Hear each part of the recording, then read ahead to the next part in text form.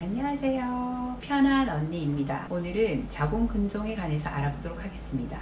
자궁근종은 35세 이상의 40에서 50%가 경험하는 자궁 근육층에 생기는 양성 종양을 뜻합니다. 0.5%에서 암으로 갈 가능성이 있기 때문에 과도한 공포심은 가지실 필요가 없습니다. 하지만 정기적으로 검진을 받으시면서 그 가능성들을 배제해 나가셔야 합니다.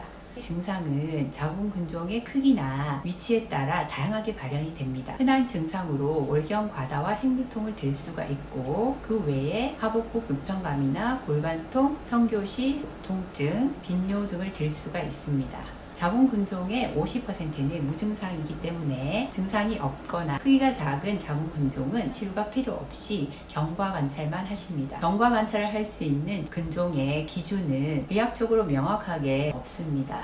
하지만 경험적으로 2에서 3cm 이하의 자궁근종은 크기가 작다라고 생각을 합니다. 증상이 경증인 경우는 약물 치료를 하시고, 중증인 경우는 수술적 치료로 넘어갑니다. 약물 치료는 피임약과 호르몬이 섞여 있는 루프를 들 수가 있습니다. 약물 치료를 하신다면 증상을 경감시킬 수가 있습니다. 하지만 아직도 많은 분들이 피임약이나 호르몬이 섞여 있는 루프에 대해서 거부감을 가지고 계십니다. 난소암이나 유방암을 유발하지 않을까 많은 걱정들을 하십니다.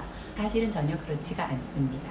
피임약이나 호르몬이 섞여있는 루프는 오히려 난소나 내막암의 예방 효과가 있고 유방암과는 연관이 없다라고 되어 있습니다. 수술적 치료의 적응증은 증상이 심하거나 자궁근종의 크기가 작고 커지거나 암에 대한 공포가 있는 경우로 알아볼 수 있습니다. 수술적 필요가 필요한 자궁근종의 크기는 명확하게 의학적으로 몇 센티미터 이상이라는 기준은 없습니다. 하지만 경험적으로 4에서 5cm 가량의 자궁근종은 제법 크기가 있다라고 판단을 합니다. 어쨌든 수술의 적응증으로 자궁근종의 크기가 명확하게 몇 센티미터 이상 이런 기준은 없지만, 작고 커지는 자궁근종은 수술의 적응증이 됩니다. 수술적 방법을 설명드리면, 매우 크지 않으면 개복술을 하지 않고 복강경을 시행합니다. 복강경은 개복술에 비해서 절개가 굉장히 작습니다. 1cm 내지는 0.5cm의 작은 절개를 배에 3군데 내지 4군데에 적용합니다. 카메라를 넣고 기구를 넣고 수술을 하시는 거고, 통증이 적고 입원 기간도 2박 3일 정도 매우 짧습니다. 마취는 전신 마취를 시행하십니다. 첫 번째로 자궁을 살리고 자궁근종만 떼내는 수술에 대해서 알아보도록 하겠습니다.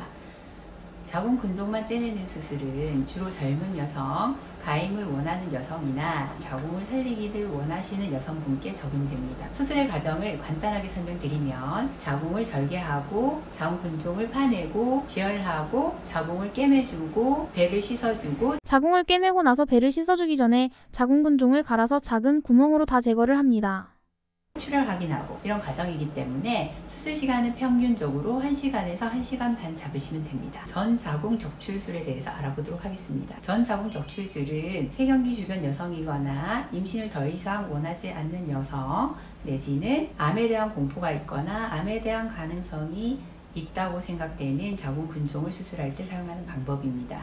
수술의 과정을 간단하게 설명드리면, 자궁을 잡고 있는 인대를 잘라주고 혈관을 지혈하고 잘라주고 지혈하고 쭉쭉쭉 내려가서 질과 자궁을 연결시키는 부위를 절개해서 자궁을 질 쪽으로 빼내고, 질 상단부의 절개부를 꿰매주고 배를 씻어주고 출혈을 확인하고 이런 과정이기 때문에 수술 시간은 평균적으로 1시간 반 잡으시면 됩니다. 자궁을 남겼든 자궁을 뗐든 두 수술 간의 회복 기간의 차이는 없습니다. 하지만 전자궁 적출술인 경우는 자궁근종만 떼는 경우에 비해서 골반 통증이나 뻐근한 느낌이 조금 더 지속되거나 심하실 수 있습니다. 여러분들을 위해서 오늘도 3분으로 요약하고 싶었지만 자궁근종 내용이 너무 많아서 4분으로 밖에 요약할 수 없었던 점 양해 말씀 부탁드리고, 여러분의 고민이 없어지는 그날까지 편한 언니 늘 함께 하겠습니다. 다음 시간까지 안녕히 계세요.